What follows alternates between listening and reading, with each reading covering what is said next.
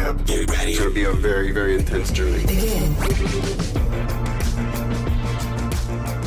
Welcome, everybody, to a very special episode of Frame Skip.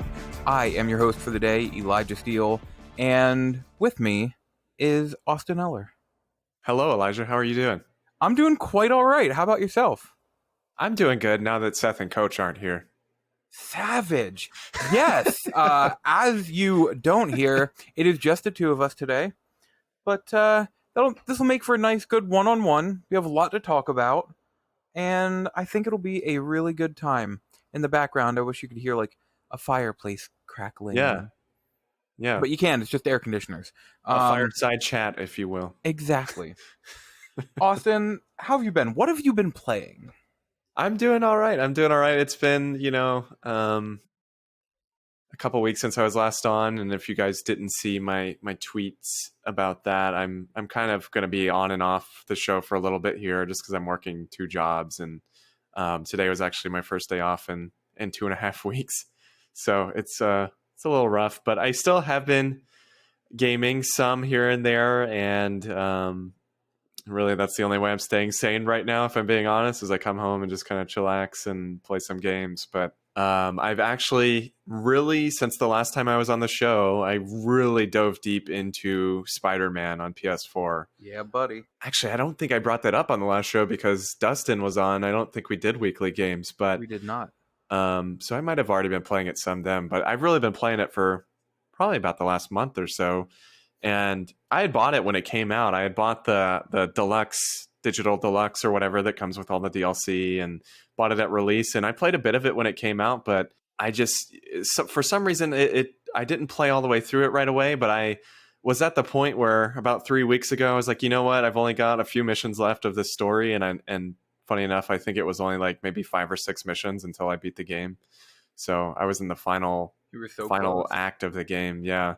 For like the last year, like my game has just been in that final act area, but I was finally like, yeah, I need to get back into this, because Seth actually, he kind of like put a spoiler in the Slack chat that we have for Frame Skip, and I was like, well, About that. yeah, that spoiler is one that I now need to figure out what that is. So actually Seth's message kind of motivated me to get back into it. But I finished up the game, and man, that final sequence, the ending, the boss fight, everything about that ending is legitimately phenomenal. Like, it is So good. There's been a lot of superhero games in recent days. We got Infamous, we got the Batman games, but I feel like none of those even come close to Spider-Man for me. No, not at all. Yeah, I mean, story-wise, like the writing in that game is incredible. Like I said, the final sequence, even though, slight spoilers for those that haven't played the game already, but even though like the final boss, like you kind of can see it coming for a while, the emotional resonance that they kind of write into that character, and my favorite part at the end there, the thing that really got me, and again, minor spoilers, I'm not going to say who's involved, but the part where Peter just goes, "You knew," and Yep. he's like, he comes back, he's like, "You knew," and it's like, oh gosh. Just thinking about that, I was like, man, One thing my mind was blown. I will say, and I'm going to do it without spoilers, Yeah. the part you're talking about with like, I wish they had saved that for like the next game. Yeah. Just because like when it happened, I'm like, well, yeah, we know this. Like, we expected this. I wanted it to be an unexpected situation. We're like, oh, I thought that was going to turn out bad. And then the next game, it turns out bad. I would have loved that so much more. That being said, this game is amazing. Yeah, I mean, it's no surprise I'm a big Marvel fan, and I love Spider-Man, and so maybe I'm a little bit of a fanboy on it, but I really do feel like, and I tweeted this out the other day too, but had God of War not come out, I think this would absolutely be my favorite game this generation. But I went through, platinumed it, got the platinum, did all the crimes, which the crimes were a little annoying at the end still. And I'm pretty sure they must have patched it, Elijah, because we had talked about this before, just you and I think Seth was involved too. But for people that don't know, that have played Spider-Man, I guess prior, the crimes would kind of randomly generate. Mm-hmm. And you have to complete 5 of each crime in each like district of the city. But they must have patched it, because for me it was like it only gave me the crimes I needed in order to complete those like 5 out of 5 check marks. Yeah, that's so Um, fascinating because because I had played it shortly-ish after it came out, yeah, when I was doing it, the one thing people recommended, granted, I found out about this close to the end of the game, hmm, was they said as you unlock a kind of crime, yeah, that will be the prominent crime in the city. So, like after you unlock that, like the second kind of crime, go around and do the 5 crimes in each district yeah, because that will be the one that will come up like 85% of the time. So that's yeah. I had read that close to the end of the game. I'm like, you kidding me? And I'm kind of curious if they patched it because, you know, people kind of saw it as an annoyance. Yeah. But it still wasn't too bad for me. But I will say the crimes are like super repetitive. So that last like 2 to 3 hours of me playing the game was me sitting there like going through doing all these crimes, and it wasn't awful, but it was kind of like, okay, this is, It was good podcast gaming. yeah, it actually was. I sat there and listened to Kind of Funny, I think, while I was doing it. So yeah, absolutely. But I did that, and then actually today I finished the DLC. So Nice. I um, haven't played the DLC yet. I want to. it's very interesting. Actually, let me ask you this: Yeah. to get to the DLC, is that like in the game itself, or is that like an option on the menu? So it's technically an option in the menu, Okay. when you bring up, that kind of tab where it's like the skills and suits and all that. It's like Mhm. on that screen somewhere. There's like Okay. a tab for it, and then you'll. So there's 3 DLCs total for the City That Never Sleeps is what the set is called. But um, for each set, basically, it's like an instance of the world.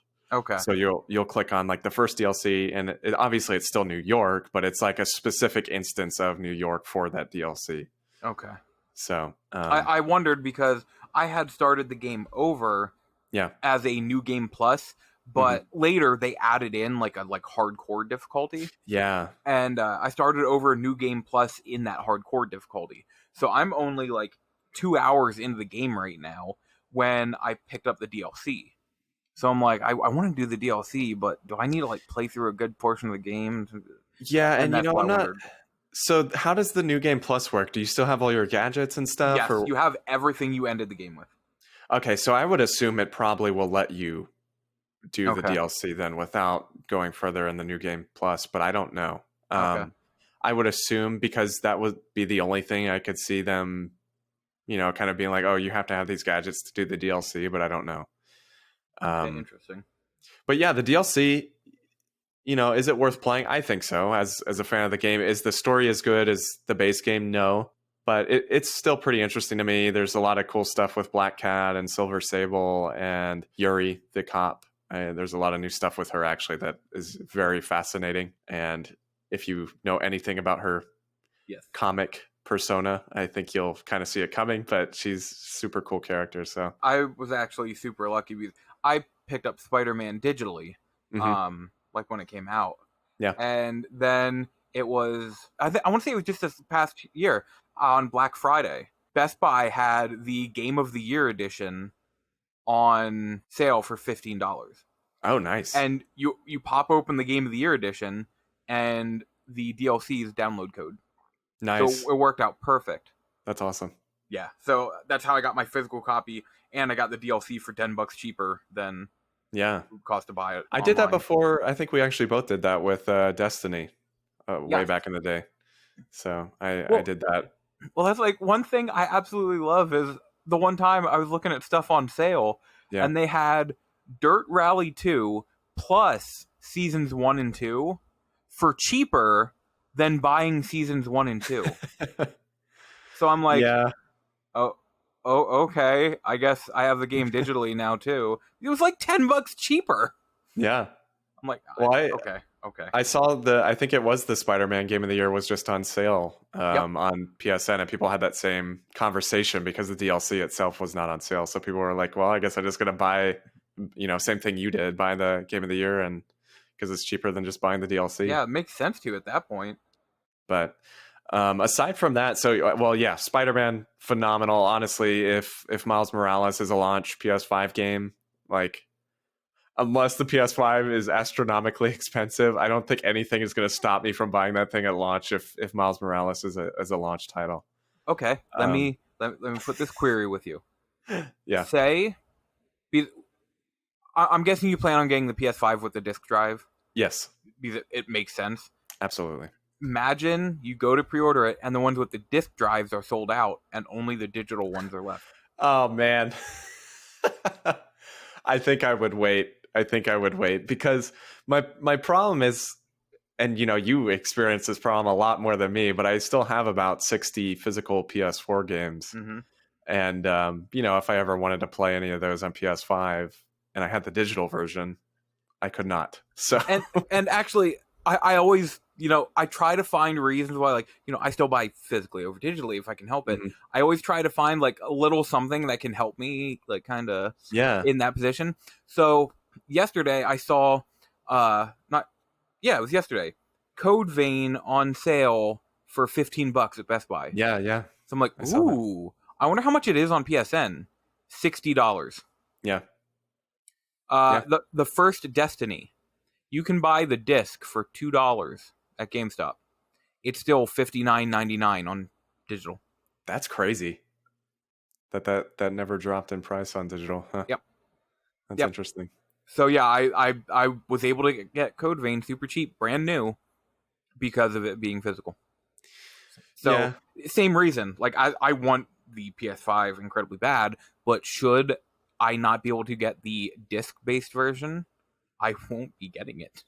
No, yeah, and I don't remember who it was that I heard say this recently, but they kind of talk about the PS5 like digital version as like giving more options for the consumer, but honestly, it's like taking more away from the consumer. I mean, it'll be a little cheaper, and that's about it. Yeah, for me, it's not really worth. I don't know. It'll probably be 50, 100 less. I'm going to say 100 less. Yeah, but it's not worth that for me. Like I said, if I didn't really have that many PS4 games, sure, but I just have too many, and you're losing out on potential future, because like I said, I've got Code Vein for $15. Absolutely. Like, even if if I had a digital PS4, I couldn't do that. Yeah. So it just, like you said, it's taking away options. But yeah, I just wanted to run that query by you because I've been thinking about that too. I'm like, as much as I want the PS5, if I can't get the disc-based one, I'm not getting it right away. That's a good question, though. I mean, I know there was that rumor going around that Sony potentially is like ramping up PS5 production because they thought the hype for it was a bit too much for, I guess, the stock they were planning. But we'll see what happens. I know they were saying it was going to be really limited, but I'm going to try my best to get my hands on one. But yeah, same. I'll be there right away. Might be my first midnight launch if possible, but we'll see if Corona prevents that. With the way hype is going, I think this is going to be a midnight launch for a lot of people. Because I actually, I want to say, was it Alden I was talking to? And he said, is it me? Or just are people not as excited for this gen of consoles? And I said, honestly, I've never seen people more excited. That's what kind of scares me. It's interesting. And I don't know if I've been trying to think about this a lot recently because I've noticed, when we first started this podcast in February, our first episode was Seth and I both came out and we were like, I'm fine with my PS4 Pro. Really don't care about next gen. Yeah. And then, a few months later, we're right here. And I know it's just the hype cycle, now that we've seen the games and stuff. Naturally, I'm not surprised that I'm excited, but I am way more excited for this upcoming generation than I thought I was going to be. Yeah. And like, everybody on my Twitter timeline is just like, man, I can't wait to get a PS5 or Xbox Series X. Yeah. Everybody. I've never, and we've been a part of the gaming community for a long time now. Yeah. And just even with PS4 and Xbox One, I did not see hype like this. No, I certainly didn't. And, maybe I will say maybe it was because with the Xbox One, the way it launched was kind of a disaster, if I'm being honest. Not saying the PS4 was a disaster, but, we're going into a gen now where both people are excited for both systems, I feel like, whereas that wasn't really the case with Xbox One. But we can talk about that in a little bit. But the only other game I just wanted to touch on quick is Fall Guys. I played the beta over the weekend, and if you haven't heard of Fall Guys, it's essentially imagine a battle royale game mixed with like the TV show Wipeout or like Takeshi's Castle are two good examples. But it's very interesting. It's 60 players online, and you kind of go through, and you've got some really interesting like kind of platforming challenges and stuff. But cool thing is, as of today, they announced that it's going to be free on PlayStation Plus at launch. So yeah, I'm sorry. Did you see where they talked about Fall Guys at the Devolver conference? no, I did not. So Shuhei came on and was talking about it, and the person goes, "We were going to have two Fall Guys here to announce it, but they ended up eating each other." And then Shuhei goes, "I'm sorry to hear about the Fall Guys that ate each other, but I must say they do look very tasty." And Nina Struthers or whatever her name is that she goes by goes, "Wow, that got hella dark." And Shuhei there was just the biggest smile on his face. Hella dark indeed. And I lost it. I'm sitting at my computer crying tears because just the look on his face when he says that. I need to watch this now. I think I even clipped it on Twitch. Oh, Lord. Like, I can't. Yeah. Whenever I think of Fall Guys, that's all I can think of now. I really need to go back and watch that. I didn't watch the Devolver conference, but I will definitely check that out. Okay. Phil Spencer spoke with the monster from Carry On. Oh, boy. But so much. Yeah, I mean, not to touch on it too much, but just play it. Honestly, just play it when it comes out on PlayStation Plus next week. It is such a fun game, and I wouldn't recommend sitting there and playing it alone. But even Andie and I were just sitting there. It's not couch co-op. You can only do one person on the screen, but we were just sitting there having a blast and laughing as we were playing it, kind of passing the controller back and forth. So, and there is there are like lobbies. So like if you have friends, you can. I think it's up to 4 people can like join one match together and all play in the same match. So we'll definitely have to get some Fall Guys in. But yeah, that's all I've been playing. Awesome. There are 3 games I'm going to talk about this week. I was just going to talk about 2, but we have time and it's not going to take long. Yeah. I'll just mention mainly for trophies, I've been playing through My Hero 1's Justice. And the game isn't bad. It's just not exactly good either. It seems very limited in combat, which like I know it probably isn't, but when you're doing a whole lot of these matches, it just feels like, okay, I have like 4 moves to use, and I'll choose. I remember looking at gameplay, and I don't know if you feel this way, but it looked really slow. Like, does it feel slow when you're playing that? Not really, mainly because there's the dash button that I use all the time. But so like it's not a bad game. I paid $20 for it, and I'm like, okay. If I could have gotten it for cheaper, that would have been awesome. But also, I didn't mind paying the $20 for it, and it's not like I'm not getting my game's worth out of it. I've played it a ton, but I've learned a lot of the characters from the show because I've only seen, well, after this weekend, I'm now at 15 episodes in. Nice. I was at 13. And so I didn't really know anyone too much, but like I have my favorite characters to use in the game, which are Todoroki, All Might, and I don't remember his name, but he's the bad guy with all of the hands. Those are my 3 favorite characters to use because there's like a mission mode that you go through and you can level the characters up. So like right now I have those 3 at a little over like level 50 or that, again for trophies mainly. Yeah. But like I'm enjoying my time with it. It's not bad. But if we are going to talk about bad, I've been playing New Gundam Breaker. So, to give a little backstory, this is a series. There are 4 Gundam Breaker games. 3 of them are aptly named Gundam Breaker 1, 2, and 3, and never came to the States. I have always heard they're very good. In fact, I think I have 1 or 2 of them on Vita that I imported. Then they made a 4th one, New Gundam Breaker, which they also brought out here in the States. That one I had heard not good things about. And spoiler alert, it's not very good. So the story, I'm not very far in, but the story is basically you're going... First I mentioned, the whole basis of these games is you're building Gundam model kits that then like you use in a battle simulator that essentially you battle with the model kits. And so this has nothing really to do with the anime at all? No. I mean, there is an anime, Gundam Build Fighters, which I watched 1 or 2 episodes of and I really enjoyed, which has a similar premise.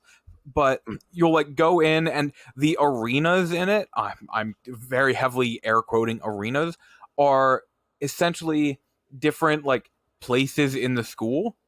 So like one is like the school library, and it's just you're in this giant library, but you're just a little like model on the ground. Wow. And the matches aren't really take out the other mobile suit. They'll be like usually point based, so it'll come up with like quests in the match. Open 10 crates, which when you open a crate, it kind of gives you in a way experience points, and you level up in each match. And you have different special skills you can use as you level up. You start with no skills you can use, and they're each based on what parts you have on. Now, other mobile suits will come in, and you fight them. Like some of the quests are even like destroy 20 mobile suits or whatever that, and they will drop parts that you can pick up. And what you can do is you can hold 5 parts at a time, and you can like look through them, and you can interchange parts on the fly if you want. But what you also want to do is you have a box. Go hold the circle button, and it puts those parts in. You get all those parts at the end of the match. And so basically, it'll be these quests where like open 10 things, destroy 20 basic mobile suits, destroy this certain kind of like big enemy. And then at the end of the match, if you're going up against someone specific, it'll be like defeat this person at the very end. But the story is literally, man, I'm the new kid at the school for Gunpla building, and oh no, stuff is weird here. Stuff isn't right. And oh, I know this person we used to go to school together, but she's 2 grades older than me. And oh, so you find out the student council is pretty much taken over and said you can't Gunpla battle like outside of their specified stuff because they want to hold all the power. I guess we're going up against the student council. That's the story of this game. That's a little ridiculous. And the best part is the entire beginning portion. They're like, yeah, in there's where the student council is, but we'll go somewhere in secret to talk about that. So, like the entire time, like, is this like a cult that's murdering people, and you're just trying to not talk about it in public? Like, what is going on?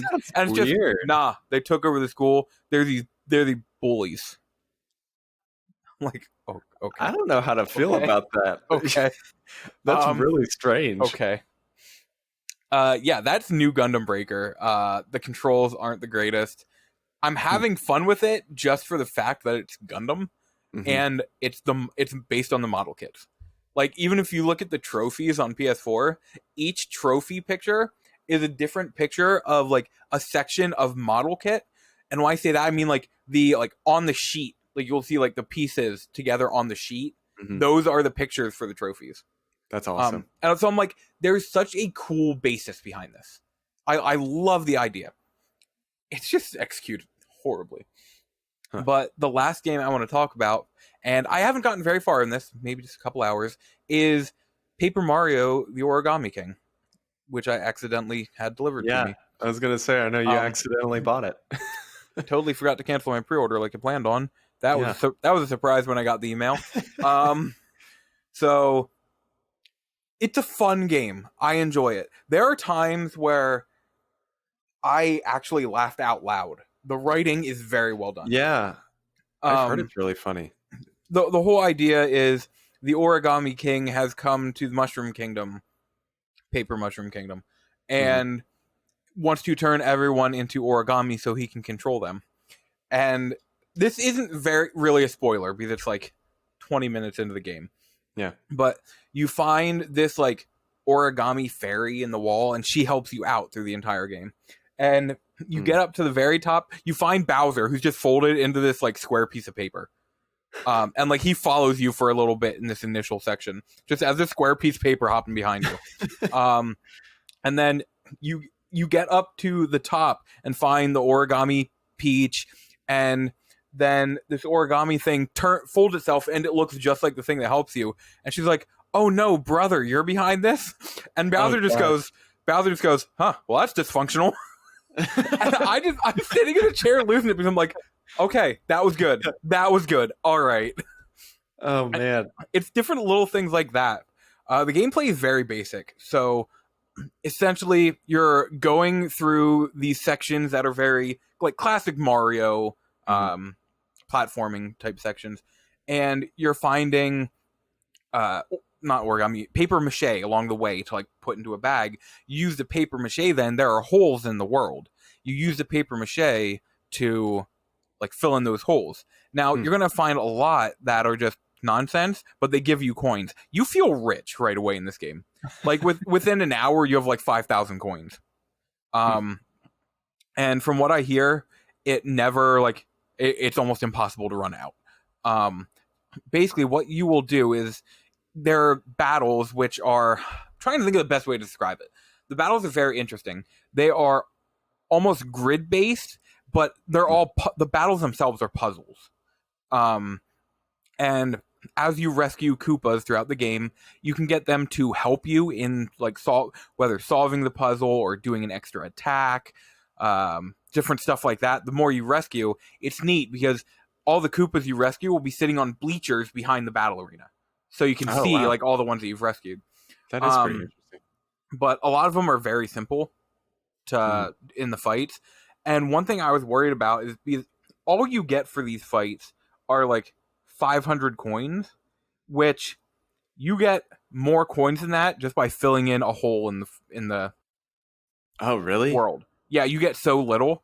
Maybe you get just a little less by filling in a hole in the world, but it takes a lot less time and there's a lot less going on. So one thing I was actually worried about until I talked to someone about it was like, are a lot of the battles skippable? Because if not, I might not continue playing because they would feel just kind of like a time waster. But I hear a lot of them you can. And actually later, like as you play through the game, you find these hearts, which you can eventually, like the more you get, you can just like jump on the Koopa's heads and it like finishes the match without even going into it. I saw that. Yeah. So that's really nice. I did have a moment of like, am I going to stop playing this game? Because I was worried about a few things. But they did get alleviated, which really excites me. I'm excited to continue. I'm enjoying it so far. I'm not very far. I haven't gotten into the first boss yet. But I am enjoying my time with it much more than I expected. It's a cute, adorable little game that, like I said, the writing is incredibly clever. And I'm just excited to see what comes up next. Because I've heard some of the bosses are like, one is a stapler. Stuff like that. Oh, man, that's funny. I'm like, all right. I'm curious to see how this goes.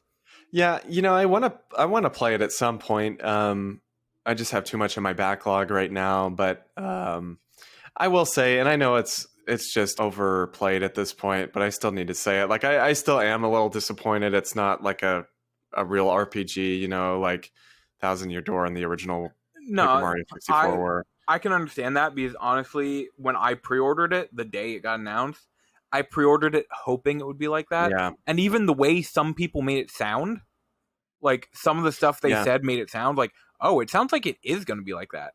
Yeah. And they're like, yeah, we're doing this, but here's how we're doing it different. And I'm like, oh no, the different stuff. And that's what I thought too. They really made it sound like it was kind of going back to that. But I will say, just on the topic of the battle system, if it was an RPG, I feel like, obviously you have a reason to fight in that case. It's you have a reason to get experience and level up. But yeah, and like you said, that's the big thing that like you don't get anything but some coins for finishing. Yeah. And like I said, the coins are more minute than half the stuff you do in the world. Yeah. So it's like, why am I doing the battles? I've heard it's still really good though. Oh yeah, like I said, I'm enjoying my time so far. I hear some of the stuff can be pretty challenging. Yeah. But like you can use coins to add more time to battles, to like straight up buy the answers, stuff like that. So it shouldn't be too hard. Like I said, I hear you never run out of coins. Yeah. So, but yeah, that's everything I've been playing. I mean, aside from I've been playing Apex every night to get my dailies in. That's about it. Nice. Like I'm just gonna put it there. I'm playing Apex every night to get my dailies in. Spoiler alert: I'm playing that every week. Okay, I just have a little bone to pick with the state of gaming nowadays. Yeah. The other night, I'm like, you know what? I want to play One Piece World Seeker, the open world One Piece game. I picked it up, And like I'm excited. I want to play this. So I pop it in. It's taking a while to install off the disk. So I'm like, all right. And it's installing a patch. All right, fine, whatever. I'll go do something else while this does this. I come back. Oh, the patch is installed. Cool. Disk is installed. Awesome. Boot up the game, and there's a big thing on the main menu, installing main scenario. Oh, I'm like, God. what? I hate that. So all I can do is free battles. And I'm like, what is going on? I go out and go up to my notifications. It's installing another patch that didn't install, or is that patch the main scenario it's installing? You know, I think it was the Crash Bandicoot remakes did the same exact thing, because I'll never forget, I had played through the first one when it came out, and then recently, before Coach and I started playing through them again, I had booted it up like late last year, I want to say, to jump into Crash 2. But I had uninstalled the game, so I had reinstalled it. But I booted it up, and then I get this screen when it boots up, and it's like installing Crash 2 and 3. I'm like, well, like it's installed on the PS4. Why is there like another install after you boot up the game? Yeah, with Crash and Spyro, the first game is on the disc. Yeah. The rest are downloads. Which is just so frustrating. Yes, it is. But that's like One Piece. At no point did it say, hey, half of this isn't on the disc. Yeah. So like I still haven't played One Piece World Seeker, and I don't want to get into anything now because Friday Fairy Tail comes out, so I'm going to be spending all my time in that. So it's like, I guess I'm not playing One Piece for a while. It just really bummed me out because I was so excited to play that game. That sucks. I just wanted to bring that up. That's one of the things with the state of gaming right now that I'm not a fan of. No, I agree. A lot of people have limited time to play. Like, imagine if you went to play Spider-Man and like, all right, I've got like an hour to kill. You put in Spider-Man, installing the main scenario. I guess I'm not playing Spider-Man tonight. Yeah. I just didn't like that. Side note, I apparently own Dead by Daylight and had no idea. But yeah, that is everything we've been playing, and a little rant by me. What say we get into this week's news? And I think we should start with a topic that's been requested for us by Vitzal. G4 TV and XPlay are returning in 2021. This is by Jeremy Winslow at GameSpot. According to esports consultant Rod Slasher Breslow, the G4 I think that's supposed to be G4 TV revitalization will apparently be led by Spectator Gaming president Tucker Roberts, who also oversees the Overwatch League's Philadelphia Fusion home turf. The network will be based and focused on the web and will be backed by Comcast. Now, that was an update. The original story, after shuttering the network nearly 5 years ago, is it only 5? Wow, it feels so much crazy. longer. Okay, here's something to think about, though. 5 years ago, was it the G4 we know, or was it Cops and Cheaters? I think it was before it turned to whatever. Because essentially, it was the same thing when it changed name. They kept the same shows on. Yeah, it seems. Yeah. XPlay. Sorry, I was just trying to find it quick. XPlay stopped in 2013, apparently. Okay, yeah. So that had to be like right at the end of its run as actually doing gaming stuff. After shuttering the network nearly 5 years ago, quote unquote, it seems G4 may make some kind of return soon.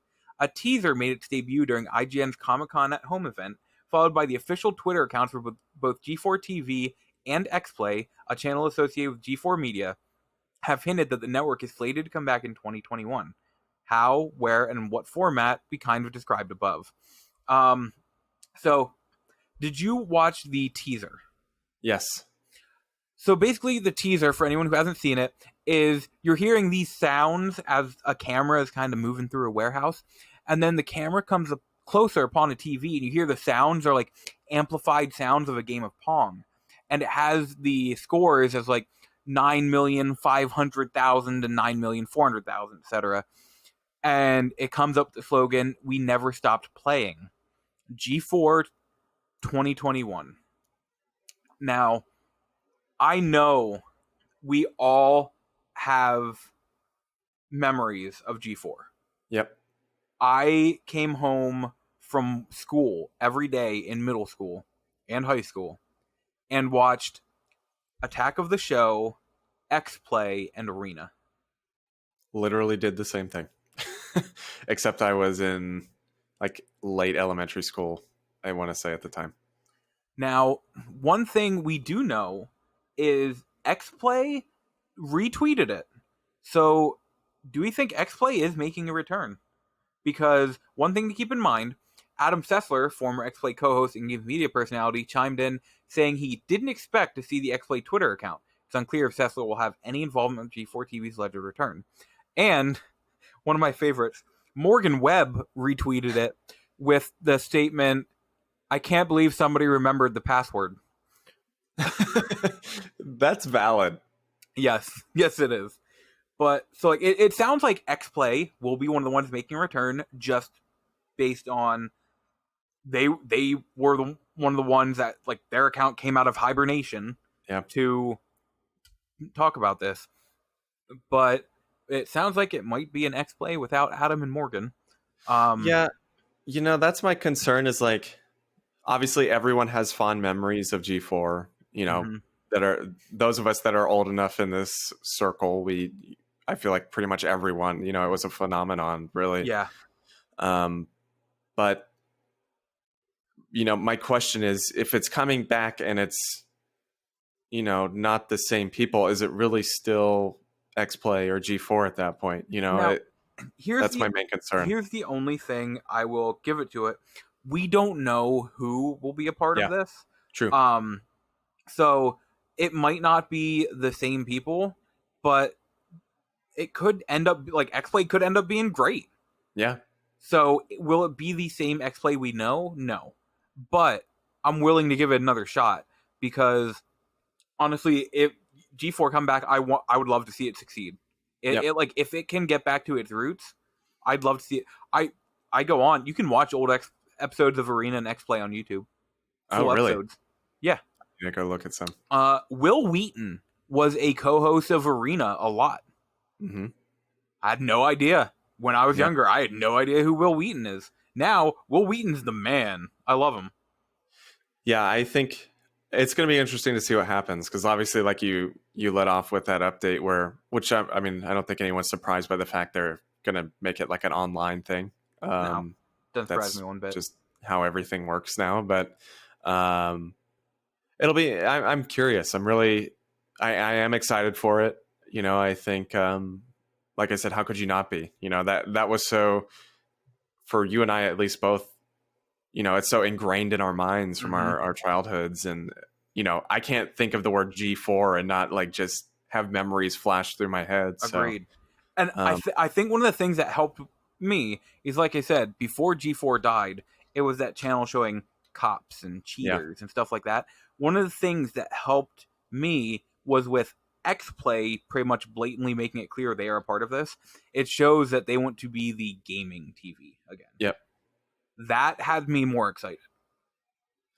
Yeah, so I like I said, and like you said too, I'm curious to see who is involved. It seems like most of the people that were involved prior have kind of moved into other things, but it could still, they could bring on some really cool talent. I know actually Xavier Woods, Austin Creed, was like, he's been like kind of doing I don't know what the word is, like a platform to try and get himself as like a host on the new G4. So that would be awesome. I actually think it'd be really cool. So maybe he'll be on there. There are so many great personalities in this industry. So many of them we don't even know. Yep. Like they could be like YouTubers that I never watch that maybe I would like them, but I just don't have the time to check out all these people. And maybe they're awesome. So that's why I'm giving it the benefit of the doubt. I want to see how this turns out, and if it's good, I want to support it in any way I can. Absolutely. Next thing we're going to talk about, you may have heard about it. There was a little thing where they announced a whole bunch of Xbox games. They had the Xbox Games Showcase on Thursday, and I have my own personal notes for this because there are some things that I want to specifically take note of. Yep. So we are going to kind of go through everything that was announced. Side note, there was a pre-show that was hosted by Jeff Keighley, And Mhm. in it, some of the things that were announced is kind of on topic, but just a little off. They announced Dragon Quest XI S, Yes. the Switch version, coming to Xbox Game Pass on December 4th. Also announced the same day, but not in the same section. It is going to be coming to PS4. Side note on that, quick, just slightly off topic and maybe infuriating, but uh, I don't know if you saw this, but apparently because the Switch version was developed completely Yep. separately from the PS4 version, that S version is going to look a lot worse than the Yes. the normal PS4 version does, because it's essentially them porting the Switch version to those new, Yeah. I guess it's Xbox One and PC, but and then PS4 as well again. Yeah, and because of it being a completely separate thing, it's not like the regular one can get the S Yeah. features. So very interesting. Sorry, just wanted to point that out. Another thing they announced was Hello Neighbor 2, which I've never played Hello Neighbor, but I'm going to be honest, after that trailer, I kind of want to. Yeah, same. Then there's a free-to-play game they announced. I don't know what is going on, but I want it in my life. And I believe it was called Exomecha. I don't even remember this one. Oh, okay. After this, we are watching the trailer quick. Because before you leave tonight, I need to know you are on board with this with me. It is a free-to-play game that kind of looked like, imagine you're in the Crisis suit. It kind of looks like that. Yeah. And then there's giant robots fighting. Yeah. I do remember this because I was like, this definitely runs in Crytek or CryEngine. I was like, this literally looks like CryEngine. I don't know what's going on, but I want it in my life. Yeah. It's a free-to-play game called Exomecha. That's all I know. Then I feel like there's something else that I'm forgetting. Those were like the big ones. Balin. Oh, yeah. Balin Wonderworld, a new Square Enix game that actually news came out, I want to say like a week ago, that they created Balin Studios. So Balin Wonderworld is from the original creators of Knights and Sonic. Yep. And it looks really neat. It looks like a little, what did they say? Action game in a musical world or something like that. Mm-hmm. It looks really neat. A little action platformer. But then we get into the actual meat of the entire thing. So we'll start at the beginning. Austin, what did you think of Halo Infinite? Oh man, this has been like the hot topic this last week. So I'm going to come out and say that, all right, do I think Halo Infinite looks like a next-gen game? No. Do I think Halo Infinite looks good? Yes. I think Halo Infinite absolutely looks like a return to form. I know it's open world, and that's not necessarily a return to form, but the overall like kind of vibe that I got from that trailer was very, very much so Halo Combat Evolved, and I think Halo has needed that. I 4 and 5, 4 I liked. 5 obviously was meh, but they just had a different feel to them, and this to me felt much more akin to OG Halo feeling with new kind of open world. I'm curious to see how the open world looks, and we can talk about that more. But obviously, I know the hot topic of this has been the graphics of Halo Infinite, and for me, I'm not a big graphics nut personally. I mean, I think it's a little odd to show off this game first to kind of and be like, oh yeah, look, the power of Xbox Series X, and like I just don't really. It doesn't show that to me. Like I feel like if they really wanted to show that, they should have shown more Forza or something like that. And Halo Infinite to me, I just didn't really get like, oh yeah, look at how strong our system is. Like I just didn't feel that vibe at all from this trailer. And I don't know if that's a bad thing, but as far as the actual showcase went, I thought it was a little odd to kind of be like, so like about the game itself, I think it looks great. Like like you said, it looks like a return to classic Halo. I enjoyed Halo 4, but I didn't like how far it went into. I can't remember the name of the kind of enemy, but like whichever one was like the what? I don't even remember the orange and white. Yeah, I did not like that enemy at all. So like the farther on the game went, I'm like, oh, I'm not enjoying this as much. and 5 we're not going to talk about. 5 doesn't exist. So it was really neat to see this. The year that it brings up at the beginning is it takes place a year after Halo 2. Yeah. So I'm curious how story-wise this is going to play out. Is this game like not a side story, but like just a story in the middle of it? Is this not actually Halo 6? That's one thing I'm very curious about. Or like, is it like because of space travel or that, like, is he essentially like, did he go through a black hole or something? And he's went before all this happened to try and stop, spoiler alerts, Cortana from being Cortana. Yeah. Like, I'm curious to see where that's leading. As you said, for how the game looks, yeah, it doesn't look the greatest, but also I'm okay with that. Yeah. Because when I look at what I want in these next gen consoles, I'm not looking for, I need the graphics to be better. I'm looking for, holy crap, this game runs smoother, you can do more in it. And that's why, like, it's the things I'm looking for are the kind of stuff we saw it with, like, Ratchet and Clank. Was it A Crack in Time? The dimensional warping one. Yeah. With that one, and like with the game we'll talk about later, the Medium, stuff like that, where like the loading time, stuff you cannot do on these old ones. The way I always put with these next gen that I'm looking for, I'm not looking, like, if a city has 100 buildings in it, I'm not looking for the buildings to be like the best looking buildings in the world.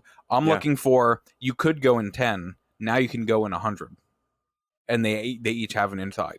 That's what I'm looking for.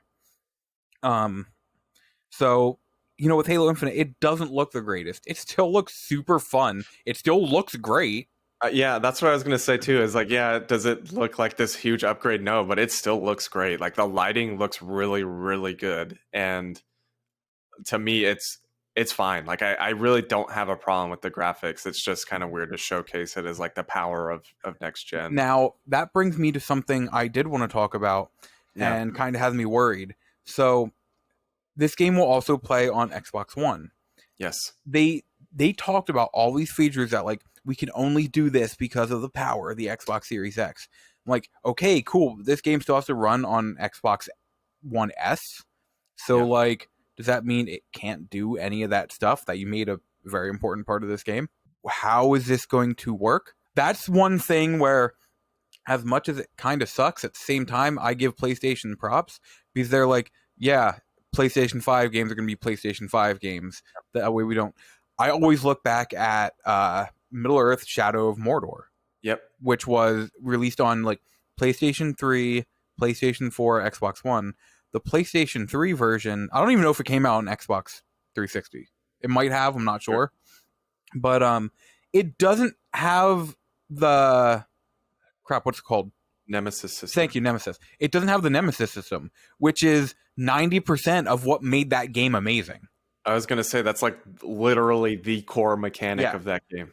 So, like, yeah, that was multi-generation too.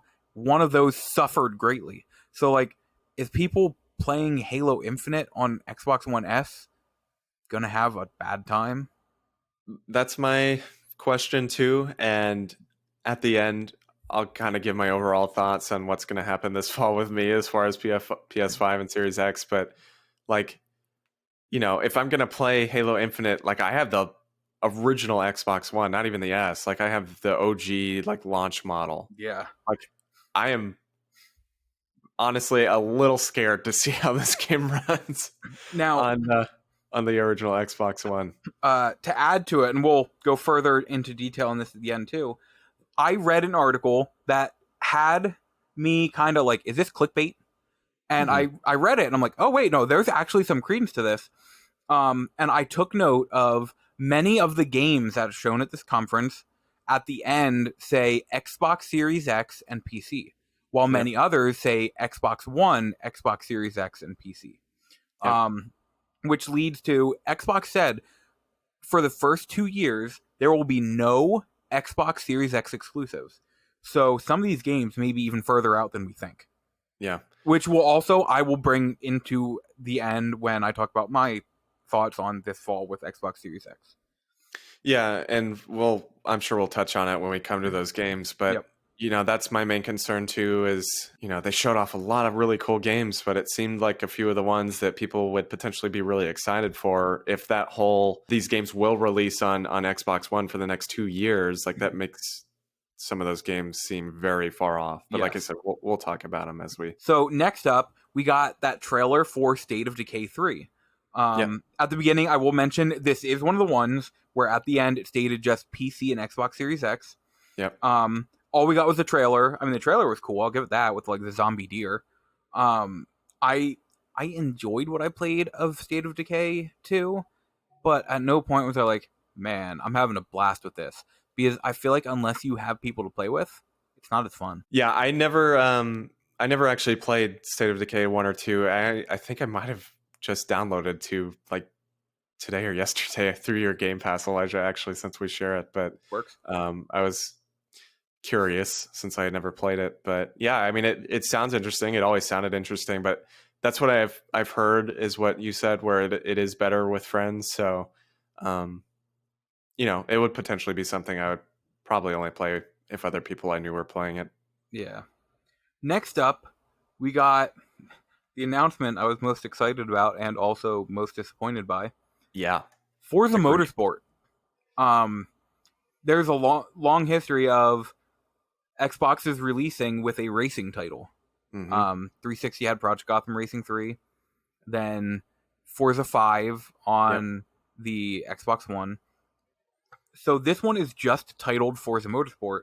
This one also was one that listed just Xbox Series X and PC.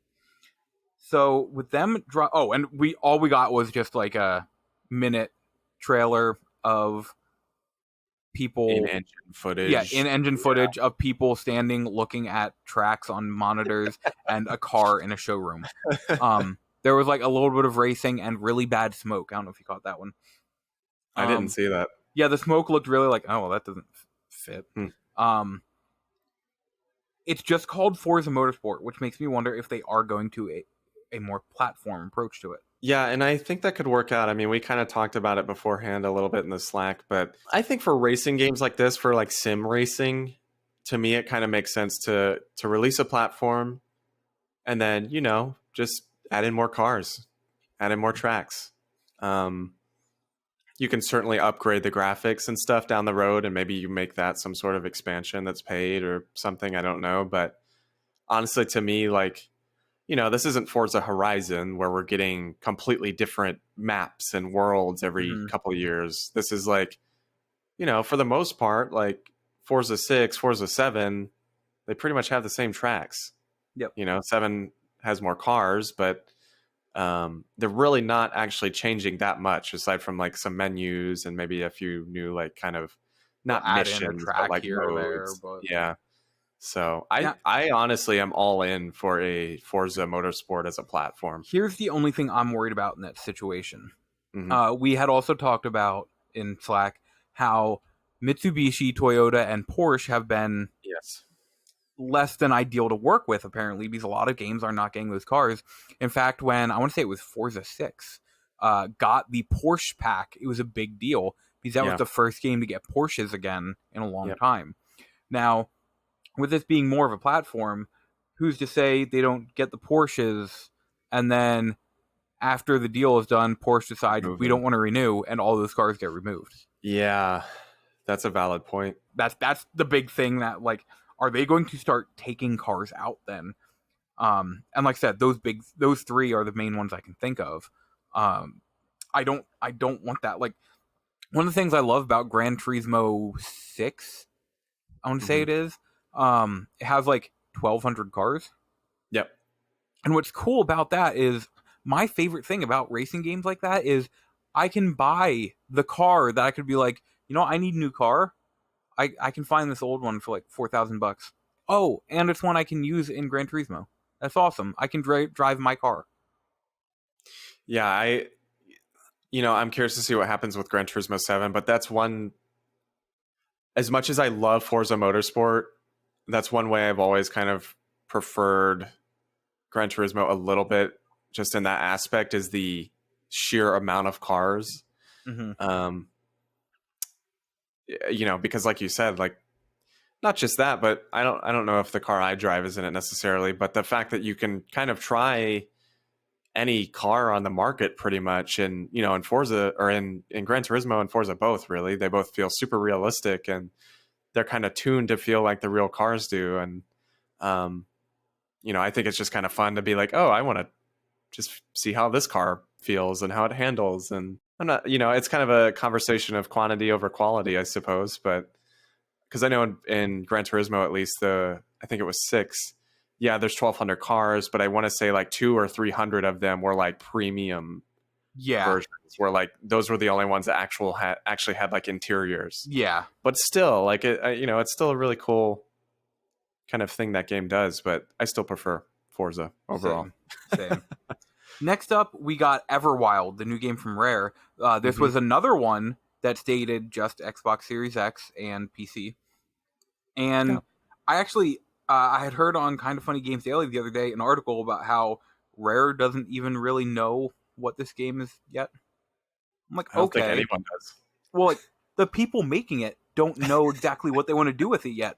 This game is far off. Yeah. Yeah. It looks interesting. I love the art style. I really love the art style, but I think Rare's always good with that. I love the art style of Sea of Thieves, too. Game sucks. Yeah. Unfortunately. Next up, they showed Tell Me Why. This is the new game from Don't Nod. I am all in on this game. The first episode drops on August 27th. I'm all in on this game. I love Don't Nod. This is obviously one that is going to be on Xbox One and such. Yeah. I don't know the story yet, and I'm okay with that. I can't wait to play this. I'll be playing this day one. I never played... What was the Elijah, The Last of Us, kind of the in-between, or The Last of Us? What's the other game they made? Life is Strange? Life is Strange. What's the one that was like in between? Before the Storm? Yeah, I didn't play that one, and I obviously didn't play 2, but I love the first one. But watching this trailer, I was like, man, this game looks phenomenal. It really does. So just kind of watching that trailer and the way they cut it, and kind of the characters and the models actually look drastically upgraded from what I had seen them in Life is Strange. And it's neat that they're still making games like this, because honestly, after they made Vampire, I was kind of afraid they wouldn't do this as often. Yeah. But this is like, that would be like if Supermassive stopped making games like the Dark Pictures ones. Yeah. I'd be like, no, these are the games I love playing from you guys. This is why I love the studio. Yep. So no, I'm really glad Don't Nod isn't stopping with that. Yeah, I definitely want to check it out. And one of these days I'll go back and play Before the Storm and Life is Strange 2. Although, did you play Life is Strange 2? No, I want to. I've heard it's super good. Okay, because I have heard nothing at all. I haven't heard much, but anybody I have heard from said they loved it. Okay. It was easily the best one in the series. Oh, wow. That's good to know. I'll definitely play that at some point too then. Next up, they just gave us a brief. They're making an upgraded version of Ori and the Will of the Wisp, which I heard from many people ran like trash on the Xbox One. I didn't realize that. Yeah, I didn't either. But I have had a few people say it runs really bad. It runs great on PC, but on Xbox One, it runs horribly. So the big joke was, oh, they're giving it to us with like 120 hertz refresh rate and all that stuff. How about you just give us a version that plays good? Which is interesting, because I don't think that was a problem with the first game. I don't know if they changed the engine or graphics or anything, but I would be curious to know why it's... Yeah, I have no clue. Like I feel like the graphics are a little upgraded, but not much. But I don't know. Another set of games I need to get to at some point. Same. But I was going to say that I think it was around here. They did also say, this is a smaller announcement, but they did say Forza Horizon 4 is also getting an upgraded kind of version for Series X, which that has me very excited. So. Next up, they showed off the Outer Worlds DLC, which is coming to everything. It looks cool. More Outer Worlds. Yeah. Didn't play it. Sitting on my Xbox from Game Pass, but haven't... Fun game. Then they showed off a little bit of Grounded, which I thought the trailer was pretty funny, especially right at the beginning. If you wanna play the biggest game of the summer, wait until Cyberpunk. I thought that was a great way to open that. It was Yeah. really comical. So. But no, the game looks cool. It's early access. Came out today. Yes, actually. It looks like something I would try, and thanks to Game Pass, I would not buy this. Yeah, But it's something I'd be like, I'd be curious to try if I have friends. This is another one. If I have friends to play with, I would play it. yeah, and I know friend of the show Brandon has been playing it, so I downloaded it, and if you download it, maybe we can all three of us play it together. I'll definitely download it.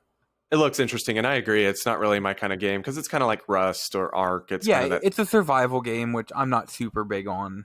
Agreed, but it's still I like the concept of this a lot more than Rust and Ark and those other kind of games. So I'm gonna give it a shot.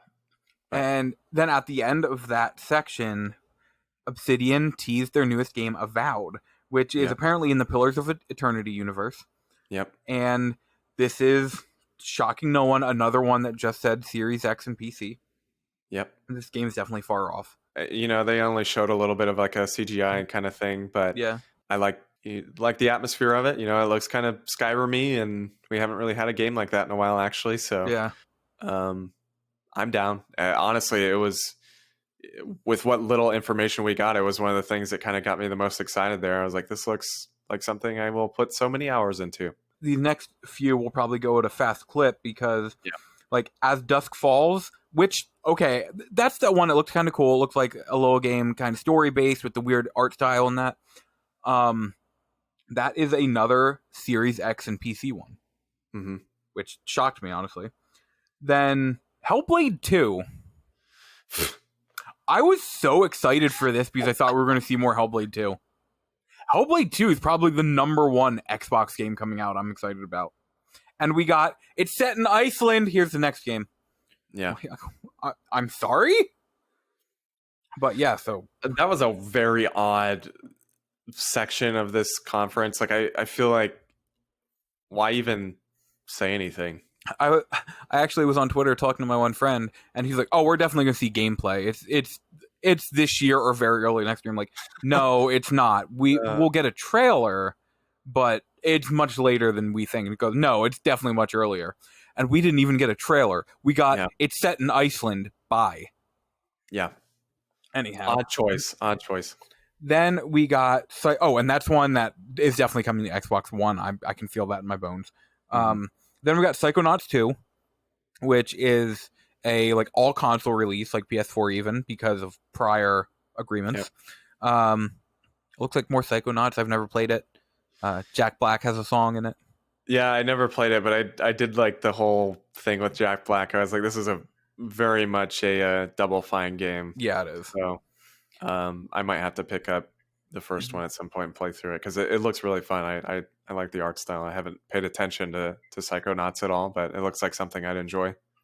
Then they showed off a new trailer for Destiny 2 Beyond Light and announced that Destiny 2 and all current expansions are coming to Game Pass in September. Yep.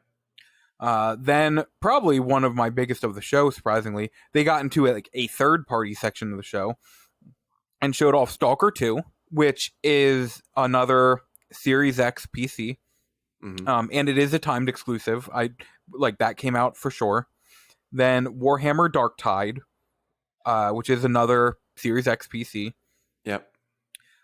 They then announced Tetris Effect Connected, which is Tetris Effect with upgraded gameplay stuff and then multiplayer.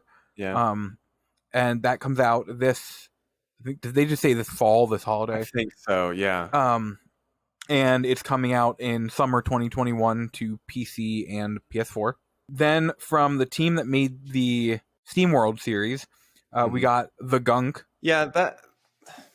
I don't know. I was like, okay, this looks interesting, but I don't know if I... Yeah. Seems like something I would really enjoy. I'm not sure. Yeah, I don't know. I was just going to ask you quick before we move too far, just because I feel like I don't know if this is true, but I feel like you know more about the series than me. But is Stalker made by the same people that did Metro? No. Or am I just imagining that? Okay. So, actually, the opposite. The Oh, Stalker games first came out a while ago, and okay. then after Stalker ended, there were 3 Stalker games. There was the first one, then a prequel, and I think one was just like more of an add-on, but it was its own standalone game. Yeah. But then a lot of those people left and formed 4A Studios, who made the Metro games. Okay. So it's like the old studio still doing it, right? That's what's So happening. yeah, I don't know exactly what studio is doing this one. Okay. Actually, I do want to look into that because I have the other Stalker games. I want to play them really bad. For anybody who knows me, I love Chernobyl. I'm absolutely interested in that story. Yeah. Chernobyl is legitimately one of my like top 2 vacation spots I'd love to go Yeah. to. The next game we got is one I'm super excited about from Bloober Team, The Medium, which Yes. is another Series X PC one. But that doesn't surprise me because what it does with its parallel worlds cannot happen on current Yeah, gen. that was very much the show's, like you said, kind of Ratchet and Clank moment Yep. where it was like this cannot work on old hardware. Like Yeah. this is something that could only work on next gen. For me, you know, I'm not really going to include Halo in this because this was Halo. Obviously, we knew it was coming, but for me, the Medium was the thing that got me the most excited in the show. And like we saw a trailer for it before. Yeah. It was in the May Xbox showcase, Yeah. but we saw a little more. We saw a little more of how the world transition works, and like Yep. I love Bloober Team, so I'm super excited for this. This is one of my most anticipated next gen games, easily. Agreed. Then they showed us New Genesis Phantasy Star Online 2, which is a new/old expansion for a new/old MMO. Which, interestingly enough, upgrades the graphics for the game. I don't know if Yes, you saw that, I but did. which I thought that was actually pretty neat. It doesn't seem like it's a huge upgrade, but considering the game's been out for like 8 years or something, it's pretty cool. They're kind of upgrading the graphics, I'd say. This next one, there's something about it that surprises me, and I'll get to that point. The Crossfire X single player was shown Yeah. off, and we knew Remedy was making it, which had me excited the whole time. Yep. But the biggest thing, I thought this was an Xbox exclusive. It's a console launch exclusive. I thought it was an exclusive as well. That's where I paused a moment, but I'm like, wait a second. Now, console launch exclusive, games can come to PC and still be console launch exclusive the same day, because that means they're launching on that console, not the other one. Mm-hmm. But console launch exclusives come to the other one. I'm really curious about this. You know, I honestly had never even heard the two words, Crossfire. Crossfire. until You'll get like caught up in the crossfire. Oh, you've Man. heard Crossfire. Well, yeah, I've heard it in that context. I haven't heard it in the context of this massive game from China that apparently every single person not on the planet, every single person in China plays. Until about 2 weeks ago, I didn't know this was a thing, and I guess this was announced a long time ago. Yeah, last year, I want to say. Yeah, and I just I completely missed it somehow. But I'm very interested. I had heard that the beta or something for like the multiplayer was not that good. I don't know if that's actually the case, but I mean, the story being made by Remedy, I mean, it's They Remedy had has such a good, they have such a good track record at this point. Like, I'm very interested. I'm literally buying a Japanese copy of Control for PS4 so I can get a second platinum for it. Oh, I man, love I keep Remedy. wanting to pull the trigger on that game. You really should. It was my game of the year last year. I think the thing Over for me, Resident Evil 2. yeah, I think I'm kind of at that point now, though, where now that they've confirmed they're doing like a new version on Yeah. PS5, I'm like, should I wait? You should. You should. I 'Cause I kinda absolutely like adore that game. It does not run the best on PS4. Yeah, Then again, you have a Pro. I hear it Yeah. does not run the best on Pro either. But no, like you said, it's Remedy. I'm in. I'll play this. And then there's a sweet thing I'm going to say about this whole thing at the end, but I'm saving that. Then the very last thing they announced, which we all knew about, Yep. One of the worst kept secrets in gaming. For like the last 2 years. Fable from Playground Games. Yeah. Surprise to no one, this is another one that said Series X and PC. This was like the least shocking thing of all time. For me, it was like, this was, maybe I wouldn't have expected it in the showcase, but like I knew it was coming, Yeah. like I knew this was happening. We all knew this was happening. We all knew the developer, which is just hilarious to me because like it was just leaked So much. and leaked. Yeah. So It's like the only thing like everyone had a sheet that said Fable by Playground Games. We were just waiting for them to give the stamp. And that's everyone knew. So I've never played any Fable games at all. I did actually, I think it was actually just today, I downloaded the anniversary of Fable 1 through the Xbox One through the Game Pass. And so I think I might boot that up soon and play through that to kind of get a feel. I don't know that I'll play 2 and 3 because I heard people said they weren't really that good by comparison. But I definitely want to, get an understanding of Fable before this comes out. But it looks pretty interesting. I've heard the humor's really funny and seems a bit different for a fantasy kind of game. So it definitely has my interest.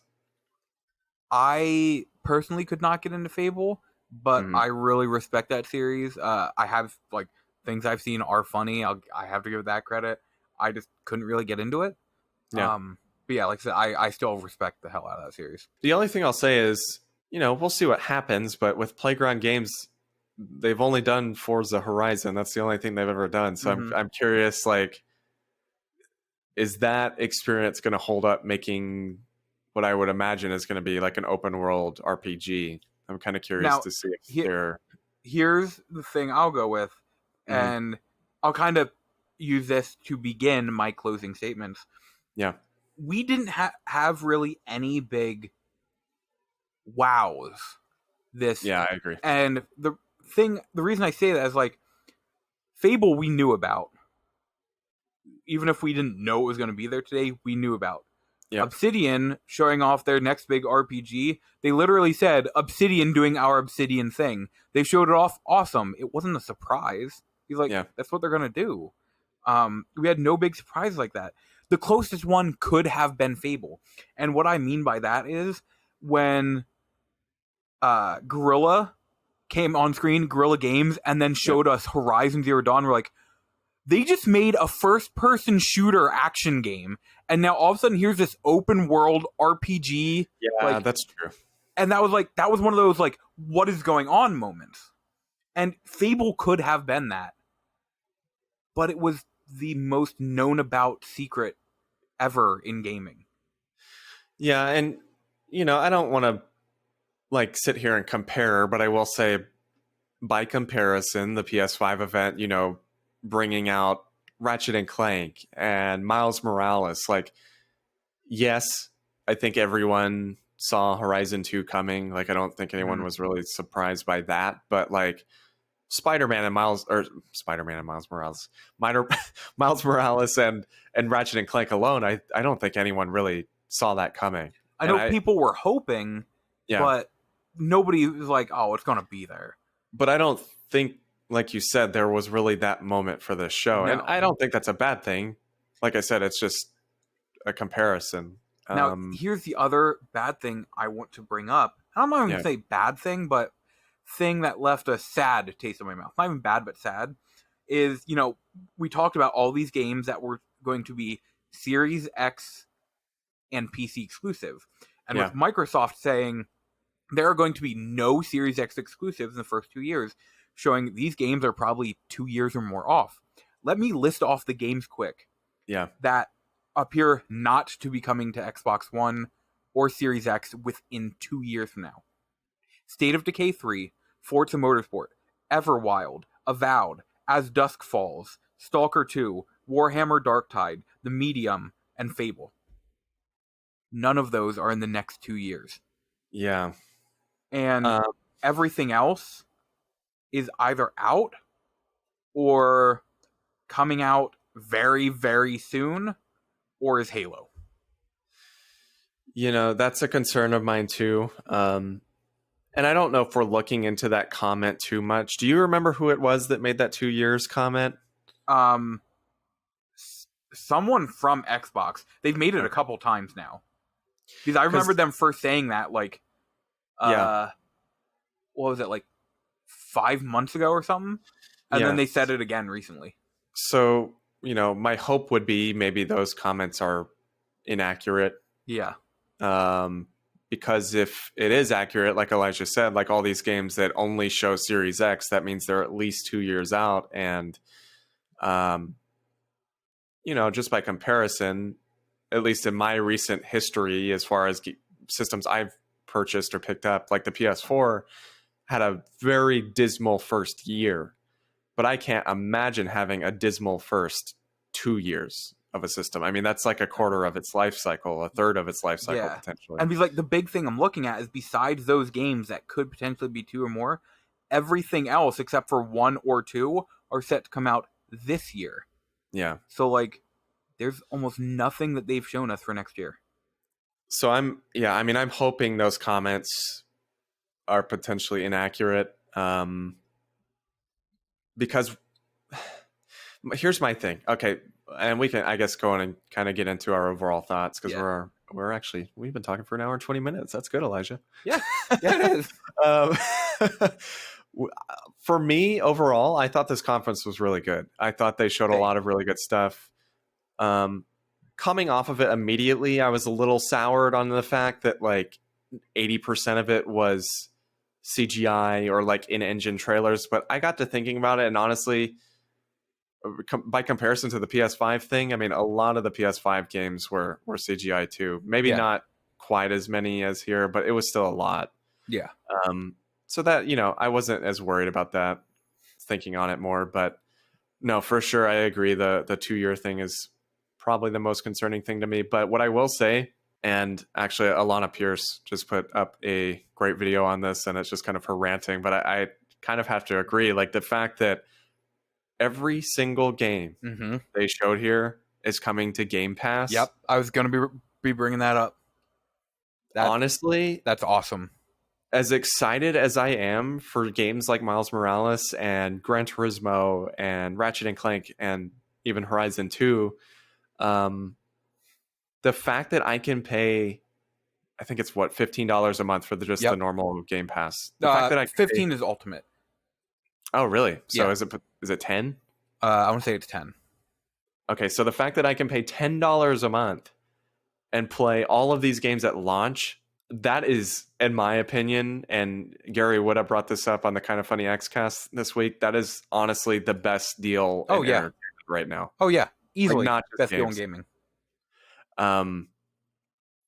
So I'm like kind of in an interesting spot where like I'm super excited for these Sony exclusive games coming out, but like just sitting here thinking about Game Pass and like, if I had an Xbox Series X or Xbox One X right now, I feel like I'd be playing it nonstop with Game Pass, but I don't. I have the OG and I have the PS4 Pro, so naturally I'm going to choose the stronger hardware. But like I'm kind of sitting here thinking like PS5 Series X, like man, that's going to be an interesting kind of choice for me come this fall, like depending on what happens, because potentially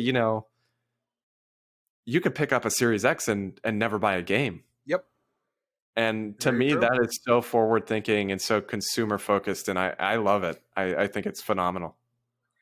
The big thing with my decision, granted, the biggest thing is going to be I play everything on PlayStation, so that's. But the other thing is, even with Game Pass, like I said, a lot of this stuff is coming this year, or potentially 2 or more years later. So like, I don't know what new stuff I'd be playing next year, just based on what we've been shown. I will say that stuff is coming new to Game Pass all the time. Yeah, I was going to say just based off what we've been shown. Yeah, it's like if I want to play stuff for the next 12 months, it sounds like PlayStation is the place to do that. Yeah, and I would agree with that. Which is probably why I will still end up going PS5 first. I'll probably get a Series X like spring, summer next year. Yeah. I don't need one right now, but I'll be getting one soon. But I honestly, for me, and shockingly enough, like, I would never have thought that I would say this, but I could honestly see myself kind of, the second I get a Series X, using that as my third party machine with Game Pass. Oh yeah. Because, you know, even though all these kind of exclusives are coming to Game Pass, there's a lot of big third party games on Game Pass too. Fallout 76 just came out on Game Pass recently, which was pretty cool, and I know Nier is on it. Nier Automata. Great game. And a lot of other really good games. So, like, I'm curious to see what happens, you know, with third parties on Game Pass next gen. But I could really see myself, you know, just playing exclusives on PS5 and pretty much everything else do Game Pass, which is completely understandable. Yeah, and that's why, like, I have Game Pass through 2022, so I'll play all Xbox exclusives that come out, because I mainly just use it for exclusives. But I should say that, and like playing stuff with friends, especially stuff that's on Game Pass. I will keep doing my third party stuff on PlayStation just because I'm so intertwined in trophies and that ecosystem and such. But no, Game Pass is an amazing deal. I will not tear that down at all. That it is an incredible deal. And that's what I was going to say. The fact that every single one of these things is playable on Game Pass, incredible. Yep.